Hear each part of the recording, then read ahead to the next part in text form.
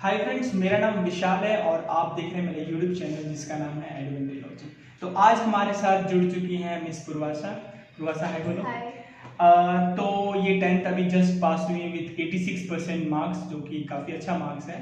82% इनका जो subjective marks था और 4% इनको मिला है जो इन्होंने कुछ फिजिकल एक्टिविटीज़ किए थे एनसीसी में, राइट। हाँ, तो एनसीसी में इनको 4% अलग से ग्रेस मार्क्स मिले, जो कि बहुत ही अच्छा मार्क्स था। तो आज मैंने पूर्वाशा को इसलिए अपने चैनल पे लाया है क्योंकि आज हम बहुत ही खास टॉपिक के ऊपर बात कर रहे हैं। क्योंकि मैं ऑलरेडी एजुकेशन से रिलेटेड वीडियो बनाता हूँ, लेकिन आज मैं जिस टॉपिक के ऊपर बात कर रहा हूँ वो एजुकेशन से बहुत ज़्यादा रिलेट करता है, और उस टॉपिक का नाम है इंडियन एजुकेशन सिस्टम। जी हाँ, आज हम इंडियन एजुकेशन सिस्टम के ऊपर बात कर रहे हैं। तो पूर्वाशा, आपकी क्या राय है इंडियन एजुकेशन सिस्टम के बारे में? इंडियन एजुकेशन सिस्टम ऐसे तो ठीक है, लेकिन जिस पर्सपेक्टिव पे हम आते हैं एट द एंड कि उस पर काफ़ी ज़्यादा लोग मतलब कहते हैं ना कि एक ही साथ जो चलते हैं भेड़ चाल टाइप्स वाली बात हो जाती है। हाँ, और तो रट्टाफिकेशन यस, बड़ी। हाँ, तो इन सब का एक निदान हमारे इंडियन एजुकेशन सिस्टम में किया गया है। तो सबसे पहले हम इसके शुरुआती दौर पे चलेंगे। 1830s में आई थिंक ब्रिटिश का जो टाइम था, उस टाइम में लॉर्ड थॉमस बैबिंगटन ने इसको इंट्रोड्यूस किया था। उन्होंने बोला था कि क्या बोलते हैं उसको, ब्लैक इंडियन के लिए कुछ ऐसी चीज़ें लाए जाए ताकि ये हमारे लिए काम करे, मतलब एज अ कलर। तो we are not going to do any kind of, मतलब हम अपना कोई दिमाग ही नहीं लगाना है, मतलब एज अ कलर हमें काम करने के लिए वो उस तरह की पद्धति को इंट्रोड्यूस किया गया था, राइट।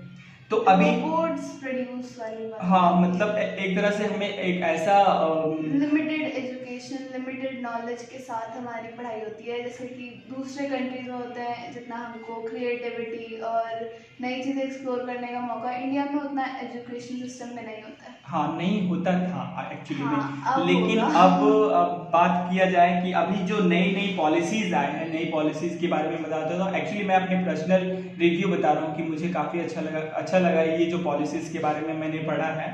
क्योंकि मैं खुद इसके बारे में बहुत ज़्यादा मतलब सेंसिटिव था, बहुत ज़्यादा इसके बारे में चेंजेस के लिए सोच रहा था। लेकिन गवर्नमेंट को पता था, गवर्नमेंट ने ऑलरेडी इसकी चेंज किया है। तो सबसे पहले हम बात करेंगे एनईपी के बारे में, राइट। एनईपी, तो पूर्वाशा आप बताइए एनईपी क्या होता है, कुछ बताएंगे? न्यू एजुकेशन पॉलिसी हाँ जो जी, अभी हमारे देश के प्रधानमंत्री ने लॉन्च करा है। हाँ जी। तो वो होता है एक्चुअली में है क्या एनईपी में, क्या उसमें जैसे कि सबके साथ जैसे मोदी जी जानते हैं टाइम पेंडर है, वो कुछ भी ऐसे तोड़ मोड़ के जो कहते हैं ना इम्पॉसिबल को पॉसिबल करना उनकी आदत सी बन गई है। तो उन्होंने अभी इतनी पुरानी हमारी एजुकेशन पॉलिसी जो अब तक चली आ रही थी उसकी प्रॉब्लम्स के बारे में सोचा। उन्होंने जीडीपी रेट बढ़ाया, जितना वो खर्च करते थे मतलब पहले एजुकेशन सिस्टम पे, उसका रेट इंक्रीज करा। बहुत कुछ नया करा उसमें, जो कि आजकल के बच्चों के लिए काफी अच्छा है। हमारा तो टाइम जा चुका है।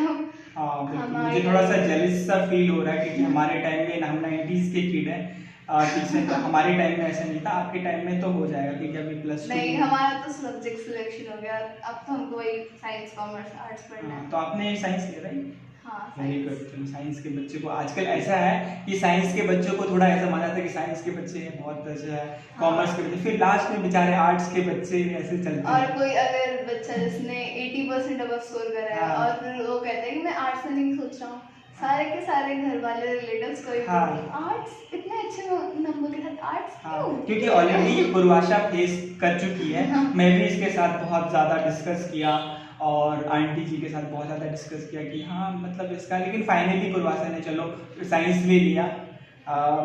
कुछ मेरे समझाने पे या आपने अपने मन से डिसीजन? मैथ्स के लिए, मैथ्स। हाँ, क्योंकि बिकॉज पूर्वाशा मैथ से बहुत ज़्यादा मतलब रिलेशन था, मैथ को बहुत ज़्यादा ऐसे पसंद है मैथ पढ़ना।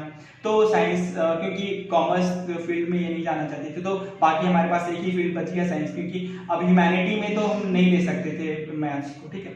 तो हम इसको एनईपी को हम 3 पार्ट में डिवाइड करेंगे, साइंस का स्ट्रीम और कॉमर्स का स्ट्रीम और हमारे पास जो है ह्यूमैनिटीज़ का स्ट्रीम, मतलब ह्यूमैनिटीज़ का मतलब आर्ट्स हो गया। तो अभी पहले के टाइम में जो साइंस स्ट्रीम में लेते थे तो उनको सिर्फ पीसीएम या पीसीबी मतलब फिजिक्स केमिस्ट्री मैथ या फिजिक्स केमिस्ट्री बायो पढ़ना होता था ना, या कंप्यूटर साइंस तो था ही। कंप्यूटर साइंस सिर्फ साइंस वाले बच्चों के लिए, कॉमर्स और आर्ट्स वाले बच्चों के लिए नहीं था। और जिस बच्चों को कॉमर्स पढ़ना होता था तो उसका कॉमर्स के लिए इकोनॉमिक और अकाउंट्स वगैरह, बिजनेस अकाउंट्स, और लास्ट में ह्यूमैनिटीज बच गई। ह्यूमैनिटीज में हाँ जी। तो लास्ट में एक्चुअली हमारे में क्या हुआ था, मैंने बीटेक कर रखा तो लास्ट ईयर में ना हम लोगों को ये ओआर पढ़ना था, ऑपरेशनल रिसर्च पढ़ना था, जो कि ऑलरेडी इसमें कॉमर्स सेक्शन में आता है। तो मुझे ऐसा लगा कि मैं कॉमर्स सेक्शन का क्यों पढ़ रहा हूँ, लेकिन ठीक है मेरे को उससे बहुत ज़्यादा नॉलेज भी हुआ। तो ये बहुत अच्छी यूपीएससी जितने इंजीनियर्स क्रैक करना चाहते हैं उनको पहले इतना सारा प्रैक्टिकल पढ़ते हैं, बिल्कुल क्रिएटिव टेक्नोलॉजी में सोचते हैं, उसके बाद फिर जब उनको पता चलता है नहीं मेरे को यूपीएससी क्रैक करना है, फिर वो जाते हैं फिलोसफिकल पढ़ते हैं, उसके बाद फिर पुराना जो बच्चे आर्ट्स वाले पहले से पढ़ चुके थे वो पढ़ते हैं, फिर जाकर उनको यूपीएससी क्रैक करना है। हाँ जी। तो ये एक लॉन्ग रूट है, लेकिन अभी बहुत सारा शॉर्ट रूट बनाया गया है। तो आपको अगर साइंस में मैथ पसंद है और पॉलिटिकल साइंस पसंद है और आपको इकोनॉमिक पसंद है तो आप तीनों चूज करके ले सकते हो अभी की जो एजुकेशन पॉलिसीज आई है उसके अकॉर्डिंगली। अगर आपको केमिस्ट्री पसंद है और फिजिक्स पसंद है और साथ ही साथ आपको हिस्ट्री भी पसंद है तो आप वो भी ले सकते हो।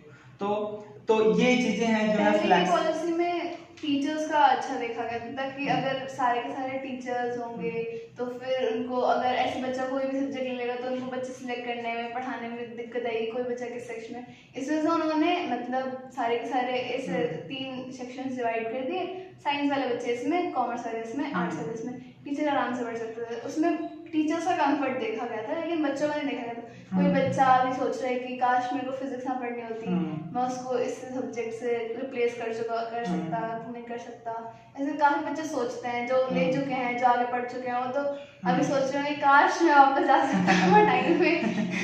तो वही मैं बोल रहा था कि मेरे को थोड़ी सी जेलस सी फीलिंग हो रही है। तो फ्लेक्सिबिलिटीज ऑफ आप चूज कर सकते हैं इन सब चीज़ों को, मतलब फ्लेक्सिबल हो सकते हैं काफ़ी इन सब चीज़ों के लिए। ठीक है, एंड ऑफ द डे हमारा जो +2 सेशन होता था तो +2 सेशन को हटा दिया गया यहाँ पे।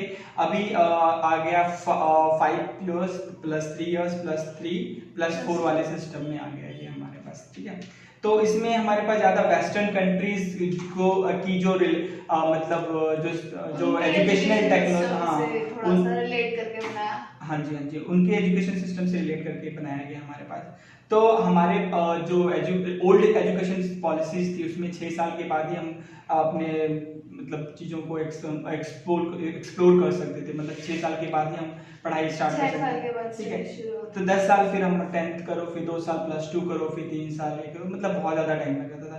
लेकिन अभी के टाइम में क्या होता है कि आपको जो एक्सप्लोर है 3 साल में ही करना। तो बेसिक एजुकेशन जो है तो होता है हमारे पास 3 साल में एकेडमिक एजुकेशन, और साथ ही साथ में हमें कुछ एक्सपेरिमेंटल लर्निंग, हाँ बचपन में लैंग्वेज रीडिंग वगैरह सिखाते हैं ताकि बच्चों को आगे जाकर कम्युनिकेशन स्किल्स वगैरह में हेल्प हो। उसके बाद फिर वो एक्सप्लोरिंग वगैरह पे आ जाता है। तो जो आपको एक तरह से कुछ एकेडमिक ट्रेनिंग लेनी है तो 6 क्लास में, पता है कि आपको कोडिंग 6 क्लास में स्टार्ट हो जाएगा। ये सबसे बड़ी चीज़ है, क्योंकि मैं सोच रहा था कि अगर मेरे आने वाले जनरेशन में कोडिंग कब उसको मैं सिखाऊंगा। मैं तो सोच रहा था 5 साल के बाद ही सिखाऊंगा कोडिंग। तो अभी कुछ हद तक बहुत ज़्यादा सही हो गया कि हाँ 6 क्लास में है आपका बच्चा तो उस टाइम से आप कोडिंग सिखा सकते हैं। कोडिंग आजकल काफी अच्छी चीज है, अच्छा फ्यूचर भी हो सकता है। हाँ, क्योंकि अभी के टाइम में जो आर्टिफिशियल इंटेलिजेंसी है वो बहुत ज़्यादा बढ़ चुकी है। तो अभी आपको पता है मार्क्स क्या नाम है उसका, जो अपना मार्क जुकरबर्ग नहीं, जिसने ये बनाया रोबोट, सॉरी क्या उसको बोलते हैं, एक कंपनी टेस्ला का कौन सा संस्थापक कौन है? टेस्ला का जो भी है, मैं थोड़ा सा नाम भूल रहा हूँ। ठीक है, तो अभी के टाइम में जो वोकेशनल ट्रेनिंग की मैं बात कर रहा हूँ, ठीक है, वोकेशनल ट्रेनिंग है जो आपको लेना पड़ेगा। वोकेशनल ट्रेनिंग जो कि मस्ट है सबके लिए होगा। उसमें क्या हो सकता है, जैसे गार्डनिंग कर सकते हैं, कारपेंटिंग कर सकते हैं, पेंटिंग कर सकते हैं, और सुपरमार्केट में जॉब कर सकते हैं, ड्राइविंग कर सकते हैं, प्लम्बिंग कर सकते हैं। अभी की अगर हम बात करें, Elon Musk, okay Elon Musk, right, ठीक है, अभी की अगर हम बात करें तो मतलब कि अगर किसी को कारपेंटिंग करते हुए देख लेते हैं यहाँ पे, या कोई कारपेंटिंग कर रहा है या फिर कोई पेंटिंग कर रहा है, हाँ, तो यही करना बस। हाँ तो हमें थोड़ा सा एक मतलब पेरेंट्स के द्वारा या फिर किसी के द्वारा ऐसा बताया जाता है कि अरे यार क्या काम कर रहा है, लेकिन आपको वोकेशनल ट्रेनिंग में पता है यहाँ पे वोकेशनल ट्रेनिंग मस्ट है। आपको पता है कि इस घर में बहुत सारी कुछ पेंटिंग हुई है जिसमें कि मैं और पूर्वाशा ने मिलके यहाँ पे किया है बहुत। तो ये मेरे को काफी प्राउड फील होता है कि पूर्वाशा ने मेरा बहुत साथ दिया। और दूसरी चीज हम लोगों ने कुछ क्रिएटिव काम किया है, मेरे को किसी की जरूरत ना पड़ी। और दूसरी चीज की मेरे को बहुत ही कम कॉस्ट में हो गया, जहाँ पे आपको 4000 5000 कॉस्ट लगता है वहाँ पे मेरा 1000 रुपए कॉस्ट में ही हो गया। मतलब आप कॉस्टिंग देखिए कितना कम हो रहा है, आपका मेहनत भी हुआ है, आपको बहुत कुछ सीखने के लिए भी मिला है। लॉकडाउन में टाइम पास। हाँ, और सबसे बड़ी चीज है अभी लॉकडाउन चला था उसमें बहुत सारा हमारा टाइम पास हुआ। ठीक है, तो वोकेशनल ट्रेनिंग यहाँ पे मस्ट होगा सबके लिए, जितने भी मतलब छोटे बच्चे हैं 6 क्लास से वोकेशनल ट्रेनिंग लेना ही लेना होगा आपको। ठीक है, 10 डेज बिना बैग के। हाँ, तो आप सबसे बड़ी चीज ये है कि अभी बच्चों को बहुत ज्यादा बैग वगैरह लेके जाना पड़ता है। मैंने देखा है कुछ एक्सपेरिमेंटली मैंने पढ़ा है कि जो बैकबोन है ना बच्चों का, क्योंकि किताब ले जाके उनका बैकबोन में बहुत ज्यादा बैग इतना भारी ले जाए वहाँ पे, मतलब बच्चे को एक लॉकर दे देता है, उसमें वो अपनी बुक्स रख सकता है। वहाँ पे जाए जो बुक उसको चाहिए वो ले और जाए। इससे बच्चों का, जैसे जो बच्चे बुक लाना भूल जाते हैं, फिर कुछ जो काम नहीं करते और बहाना बनाते हैं कि घर पे छूट गई है, तो वो चीजें कम हो जाएगी। बिल्कुल। दूसरी चीज ये है कि बच्चों का बैकबोन में भी बहुत ज्यादा प्रॉब्लम होता है, मतलब लेके जाना, क्योंकि बहुत सारे सिलेबस के अकॉर्डिंग हाइट रुक जाती है। हाँ, बहुत सारे बच्चों की सिलेबस के लिए बहुत सारे बुक्स आजकल मार्केट में आ चुका है और बहुत सारे नोटबुक्स भी आए हैं। तो जिसके कारण क्या उनके ऊपर जो प्रेशर होता है, फिजिकल प्रेशर, वो बहुत ज्यादा होता है, बैकबोन में प्रॉब्लम होता है। तो अभी की जो वोकेशनल ट्रेनिंग होगी जैसे कि गार्डनिंग करना, तो उस टाइम में अपने आप को आप एक्सप्लोर करोगे स्कूल में जाकर के, ये सारी ट्रेनिंग, तो you have to go without bag. So ये बहुत ज्यादा 10 दिन के लिए आपको सोच लो कि ना ही कुछ आपको टीचर से कुछ लेना पड़ेगा, नहीं मतलब हाँ ये है कि थोड़ी सी जिम्मेदारी तो रहेगी आपकी, अपनी खुद की जिम्मेदारी कि आपको ये ट्रेनिंग है अच्छे से करना। और ये तो सबसे बड़ी बात है कि बच्चे जो है इस चीज को बखूबी करना ही चाहते हैं, साथ में मिलकर के, राइट। तो आपके स्कूल में इस तरह की ट्रेनिंग होती थी पहले? हमारे स्कूल में गार्डनिंग होती थी, जैसे हम एनसीसी वगैरह में जाते थे, उधर ट्री प्लांटेशन वगैरह, हम कंपोस्ट फार्मिंग करते थे, बहुत कुछ करते थे, ट्रैकिंग वगैरह पे भी गए थे।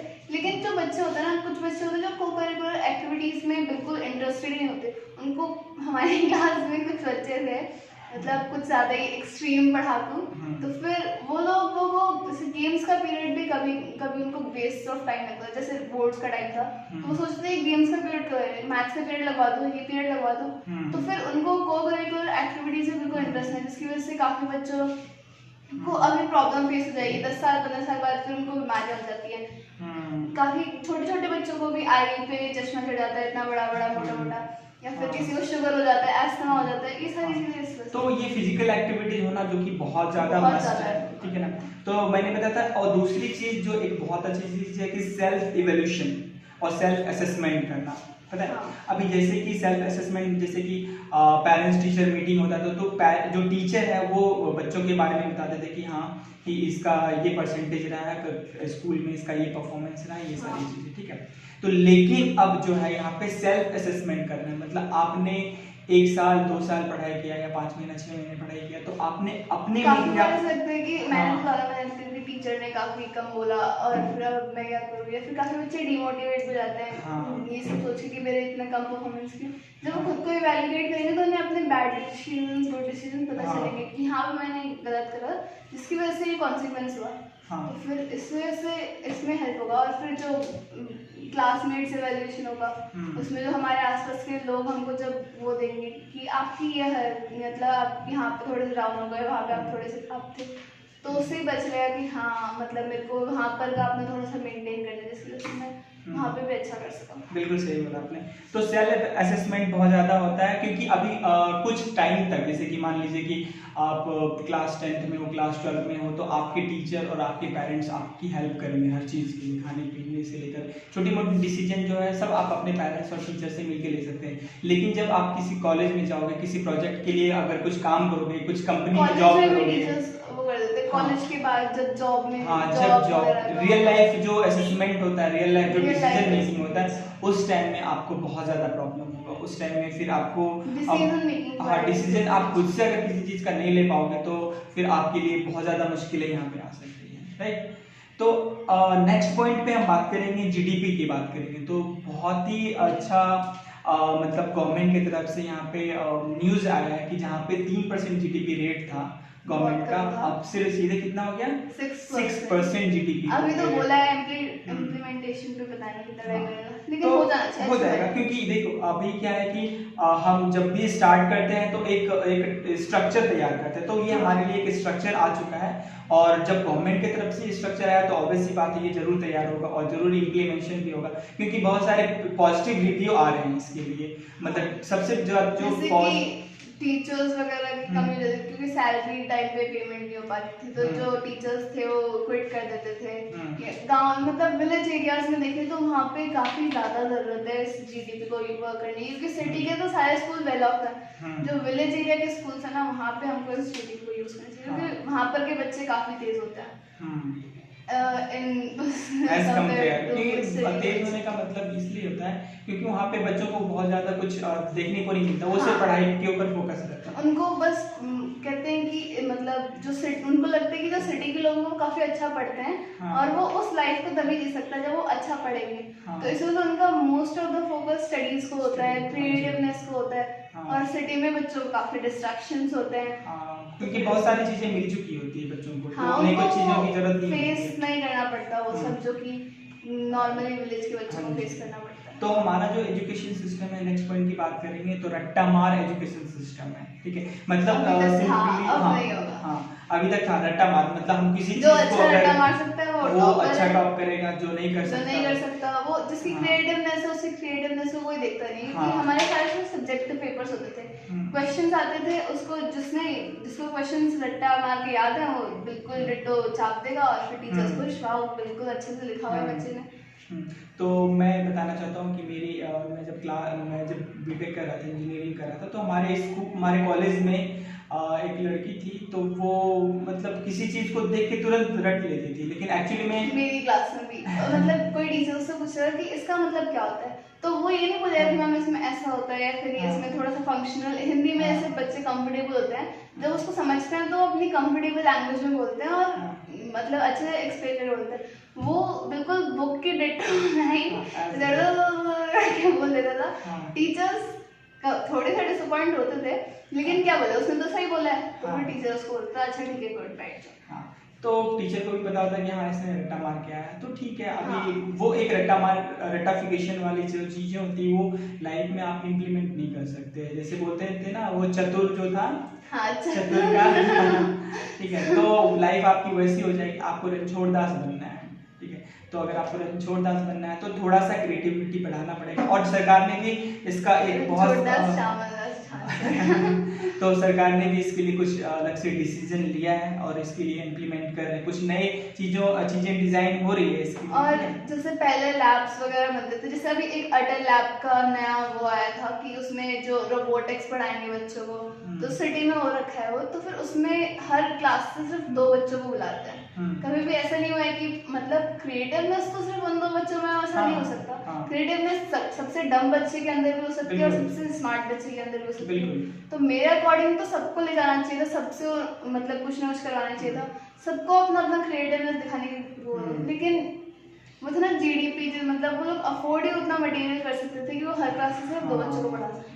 हाँ बिल्कुल। तो अभी कुछ चीज़ें जो हुई है, क्योंकि मेरा मानना ये है कि अगर एक देश को आगे बढ़ाना है तो सबसे पहले हमारे एजुकेशन सिस्टम में चेंज करना पड़ेगा, तभी हमारा देश काफ़ी हद तक आगे बढ़ सकता है। पढ़ तो सब रहे हैं, लेकिन बढ़ हर कोई नहीं। हाँ बिल्कुल सही बात है। तो पढ़ना और बढ़ना ये दोनों बहुत ही अलग अलग चीज़ें हैं, तो इसके लिए हमें थोड़ा मतलब क्या बोलते हैं द्रव्य की जरूरत पड़ेगी। इमेजिनेशन तो है, तो पैसे की जरूरत पड़ेगी, जो कि सरकार हमें उस तरह की हेल्प कर रही है, राइट। तो अभी यहाँ पे नेक्स्ट पॉइंट की बात करेंगे हम, मल्टीपल एंट्री एग्जिस्ट प्रोग्राम की बारे में बात करेंगे। आपको पता है मल्टीपल प्रोग्रामिंग एग्जिस्ट क्या होता है? सबसे पहले मैं आपसे एक सवाल पूछना चाहता हूँ, आपका एम है, क्या एम है? IAS क्लियर करना मेरा। वेरी गुड, IAS क्लियर करना। पर आपने MIT बोला था। MIT तो जाना है, मतलब हाँ। एजुकेशन मेरे को MIT से करनी है। तो एजुकेशन MIT से आप करोगे तो फिर आपको IAS के लिए मतलब वो बहुत ही अलग चीज है, ये बहुत ही अलग चीज है। MIT is not Madras. Education वो आप कहीं से भी अप्लाई करो। आपने बोला फाइनल एम मेरे को IAS ही क्लियर करना है। ओके बेटर MIT, मैं बता रहा हूँ MIT is Massachusetts Institute of Technology, she is able to do that. Of course ये कर लेगी, मुझे बहुत ही यकीन है इसके ऊपर। तो इसीलिए मैं इसको सजेस्ट किया कि पहले आप IIT की तैयारी करो, IIT के लिए प्रिपरेशन करो। तो IIT तो यहाँ पे अभी एक बहुत ही नई चीज़ आई है, आपको पता है, मल्टीपल एंट्री एग्जिट प्रोग्रामिंग का मतलब ये होता है, क्योंकि मैं खुद जब बीटेक करा था तो मुझे 2 साल के बाद ऐसा लगा कि हाँ मैं छोड़ के चला जाऊँ, मैं नहीं करूँ ये, लेकिन मजबूरी थी, पैसा दे चुके थे हम लोग और करना था, तो मैंने लगा नहीं अब करना है मुझे। तो अब यहाँ पे जो चीज़ें हैं बहुत चेंज हो चुकी है। अगर आप सिंगल 1 साल के लिए अगर आप 1 साल में ड्रॉप आउट करते हो तो आपको मिलेगा सर्टिफिकेट का, मिल जाएगा आपको, मतलब जितनी चीज़ें आपने पढ़ी है उस चीज़ का आपको क्राइटेरिया मिल जाएगा कि इन्होंने इन सब्जेक्ट्स को कंप्लीट कर रखा है। तो आप जो नेक्स्ट आप जो पढ़ने वाले हो उसमें आपको हेल्पफुल होगा। 2 साल के बाद आप एग्जिस्ट करते हो तो आपको डिप्लोमा सर्टिफिकेट मिल जाएगा, ठीक है। 3 साल के बाद एग्जिस्ट करते हो तो बैचलर डिग्री मिलेगा, और 4 साल के बाद आप एग्जिस्ट करते हो तो आपको बैचलर डिग्री इन ये रिसर्च में मिलेगा, ठीक है ना। तो ये रिसर्च में मिलेगा, तो ये ज़्यादा बेहतर होता है कि अगर आप मान लीजिए ड्रॉप आउट करते हो, आपको लगता है कि आप जो कर रहे हो वो बेहतर नहीं है, तो आप 1 साल 2 साल या 3 साल के बाद एग्जिस्ट कर सकते हो, पर आपको उसकी पूरी की पूरी मतलब क्या बोलते हो, क्रेडिट मिल जाएगा आपको। वेरी गुड, ठीक है ना। तो अभी यहाँ पे MBA जो था, MBA और MSc वगैरह जो था 2 साल के लिए था, लेकिन अब MBA और ये MSc 1 साल के लिए हो गया है। अच्छी बात है। 2 साल आपको नहीं बिताना होगा सिर्फ, और काफ़ी 1 साल में ही आप कर सकते हैं। इंटरेक्शन स्टैंडर्ड जो इंटरनेशनल स्टैंडर्ड जो बहुत सारे ऐसे जो चीज़ें हैं जो आ रही हैं, बहुत मतलब गवर्नमेंट ने दूसरे यूनिवर्सिटीज़ को भी बोला है, इनवाइट किया, तो उनको इनवाइट किया कि आप भी हमारे यहाँ पे सेटअप लगा सकते हैं, क्योंकि ऑलरेडी इंडिया में, हाँ इंडिया में बहुत सारे कॉलेजेस हैं, बहुत ज़्यादा है, खासकर आप साउथ में चले जाओगे, साउथ में भी बहुत ज़्यादा है, तो यहाँ भी हम कर सकते हैं। Vocational education for the everyone 10 years target to get the हाँ, तो वोकेशनल जो ट्रेनिंग है सबके लिए मतलब बहुत ही मस्ट हो गए यहाँ पे। और दूसरी चीज़ है जो कि अगर एक सबसे जो बेसिक चीज़ें पता है क्या है, कि अगर जो टीचर है जो पढ़ा रहे हैं बच्चों को, जो रूरल एरिया में पढ़ा रहे हैं या फिर आपका अर्बन एरिया में पढ़ा रहे हैं, तो उनके लिए जो 4 साल का एक प्रोग्रामिंग है उसको पास आउट करना होगा। जो 2030 तक ये इम्प्लीमेशन की बात हो रही है कि जो टीचर के लिए खासकर 2030 तक टीचर्स रूरल एरिया में तो मतलब इतने इजीली प्रोवाइड नहीं हो पाते, क्योंकि वहाँ पर का बजट भी काफी लो होता है, और फिर वहाँ पर का बच्चों का पक्का भी नहीं होता कि वो पूरे साल पढ़ने आएंगे और उनका पूरा रिजल्ट आउटपुट मिलेगा या फिर नहीं, क्योंकि विलेज के बच्चों को काफी कुछ करना पड़ता है अपने लाइवलीहुड के लिए, मतलब काफी स्ट्रगल करना पड़ता है। तो फिर उधर जल्दी से कोई जैसे गवर्नमेंट स्कूल खुला तो कोई टीचर वहाँ पे जल्दी से ट्रांसफर लेने को भी तैयार नहीं होता, जिसकी वजह से लैक ऑफ रिसोर्सेज होते हैं। हाँ, रिसोर्सेज वहाँ पे बहुत ही कम होते हैं बच्चों के लिए। अभी मेरी मम्मी खुद एक गवर्नमेंट टीचर है, तो मैंने देखा है कि बच्चे, बहुत सारे ऐसे बच्चे जो कि खाने के लिए आते हैं, अभी उनके घर में मतलब तंगी होती है खाने की, तो खाने के लिए आते हैं, इस हिसाब से थोड़ा पढ़ भी लेते हैं, तो ये भी बहुत अच्छी पॉलिसीज बच्चे खाने के बहाने से आए और उनको पढ़ाई का चस्का लग जाए। हाँ। और फिर वो पढ़ाई घर वालों को बोले कि हम खाने जा रहे हैं और एक्चुअली में पढ़ने हैं। हाँ, कितनी अच्छी बात है। तो ये बहुत ही अच्छी बात है, तो गवर्नमेंट ने ये पॉलिसीज लगाई, ये भी मैं इसकी सराहना करता हूँ, तो बहुत अच्छी बात है। अब इतने सारे पॉजिटिव पॉइंट बोलते, कुछ नेगेटिव पॉइंट्स भी हैं एक्चुअली में इसके, है ना। वो लैंग्वेज, हाँ, तो सबसे पहला जो नेगेटिव पॉइंट है लैंग्वेज का, क्योंकि अभी आप कहीं भी आर्मी के लोगों का तो बहुत, क्योंकि उनकी ट्रांसफर स्टेट 1-2 साल में आराम से हो जाती है। हाँ बिल्कुल। तो अगर मान लीजिए कि अगर अब मैं जापान की बात कर रहा हूँ, ठीक है ना, मेरे को अब मैं आपको चाइनीज आती है राइट? तो कुछ वर्ड्स हम लोग अभी सीख रहे हैं, चाइनीज सीख रही है, मैं जापानीज सीख रहा हूँ। चाइनीज मत सीखना, चाइनीज को भी हम लोग अवॉइड बंद कर दिया तो ये आप टिकटॉक बंद हो तो चाइनीज सीखना ही बंद हो गया। हाँ, तो अब ये जापानीज सीख रही, क्योंकि जापान अच्छा देश है, काफी डेवलप देश है और काफी अच्छा है, ठीक है। तो हम लोग जापानीज सीख रहे हैं। तो नेगेटिव पॉइंट्स इसकी मैं बात करूं कि लैंग्वेज, क्योंकि जापान वगैरह जो बहुत डेवलप्ड कंट्री है वो अपनी लैंग्वेज में ही वो लोग रीजनल लैंग्वेज में वो पढ़ाते हैं, लेकिन उसका क्योंकि वहाँ पे हर स्टेट में ऑलमोस्ट सेम लैंग्वेज होती है। हाँ। इंडिया एक बहुत डाइवर्स कंट्री है, 29 लैंग्वेजेस, अलग अलग कल्चर्स। अगर रीजनल लैंग्वेज की स्टडीज शुरू हो जाएंगी तो जो बच्चा केरला में है उसके लिए तो अच्छा होगा, हाँ उसको सब कुछ इजी लगेगा। लेकिन एट द टाइम जब उसके पापा का ट्रांसफर हो जाएगा या फिर वो कोई भी गवर्नमेंट सर्विस के लिए उनको ट्रांसफर हो गया या फिर तो उनको जाके पढ़ना पड़ा वहाँ पे उड़ीसा साइड, झारखंड साइड, तो वो वहाँ पर की लैंग्वेज के साथ नहीं हो पाएगा, कंपैटिबल नहीं होगा। बिल्कुल बिल्कुल सही बोला आपने। तो तीन यहाँ पे जैसे कि होम लैंग्वेज या फिर रीजनल लैंग्वेज या फिर हमारे पास लोकल लैंग्वेज, ये तीन लैंग्वेज में तो जहाँ पे अगर वो शिफ्ट करेंगे, मान लीजिए कि अगर किसी प्रोजेक्ट के अंदर वो गए हैं तो प्रोजेक्ट में ये नहीं कि हाँ सिर्फ एक ही स्टेट के लोग आते हैं, बहुत सारे अलग अलग स्टेट के लोग आते हैं काम करने के, तो कम्युनिकेशन में ये बहुत ज़्यादा कम्युनिकेशन प्रॉब्लम हो जाएगी। तो मेरे ख्याल से अभी जो, क्योंकि ये 70-80 साल से चल रहा है, बहुत दिनों से चल रहा है, इंग्लिश को मैं बहुत ज़्यादा प्रायोरिटी देता हूँ। हिंदी तो हमारी मातृभाषा, मैं बहुत रिस्पेक्ट करता हूँ हिंदी की, पर इंग्लिश को भी मैं प्रायोरिटी देता हूँ क्योंकि इंग्लिश एक इंटरनेशनल लैंग्वेज है। उसको हम कहीं भी यूज़ करके हम कम्युनिकेट कर सकते हैं किसी से भी। हम साउथ में भी कम्युनिकेट कर सकते हैं इंग्लिश को लेकर के, हम आउट ऑफ इंडिया भी कम्युनिकेट कर सकते हैं, हम किसी जो अननोन पर्सन है जिनको अगर हमारा लैंग्वेज नहीं आता है तो एटलीस्ट कुछ टूटी फूटी इंग्लिश तो आएगी ही आएगी, तो हम उनके साथ कम्युनिकेट कर सकते हैं, है कि नहीं? तो इंग्लिश इज बेस्ट, राइट? हाँ, इंग्लिश बेस्ट है। और काफ़ी जगह पे ऐसे लोग भी होते हैं जिनको मतलब इंग्लिश पढ़ाने वाला नहीं होता और फिर जब इंग्लिश में स्टडी कर देंगे तो फिर दिक्कत होगी। हाँ बिल्कुल। तो वहाँ पे अभी तो वैसे चेंजेस नहीं हुआ है यहाँ पे, इसमें इस पॉलिसी मतलब अगर टीचर्स अच्छे प्रोवाइड हों तो फिर इंग्लिश इज बेस्ट लैंग्वेज, क्योंकि टीचर अच्छे प्रोवाइड होंगे तो वो उनको इंग्लिश में जो उनको समझ नहीं आएगा वो इंग्लिश के टीचर से जाकर पूछ सकते हैं, इंग्लिश के टीचर उन्हें हेल्प करेगा इंग्लिश को अच्छे समझने में। और इंग्लिश तो हर स्टेट के लोग प्रेफर करते हैं, उनके पेरेंट्स भी प्रेफर करेंगे, टीचर्स भी प्रेफर करेंगे, हर कोई इंग्लिश प्रेफर करेगा आराम से। बस टीचर्स थोड़े से अच्छे होने चाहिए, थोड़े से रिसोर्सेज अच्छे होने चाहिए, तो ये इंग्लिश इज बेस्ट। हाँ, ये बेहतर है। अभी स्ट्रक्चर जो बना है बहुत ज़्यादा अच्छा बेहतर है, मैं इसको गवर्नमेंट को अप्रिशिएट करना चाहूँगा कि बहुत अच्छा बना है। तो आपको आई थिंक ये जो हमारा डिबेट्स है काफ़ी आपको अच्छा लगा होगा, हम लोगों ने कुछ जो अपनी नॉलेज है उसको शेयर की। अगर आपको ये पसंद आया तो आप प्लीज़ हमारे चैनल को सब्सक्राइब कीजिए, लाइक कीजिए और कमेंट करके बताइए कि हमारा कैसे है। Thank you.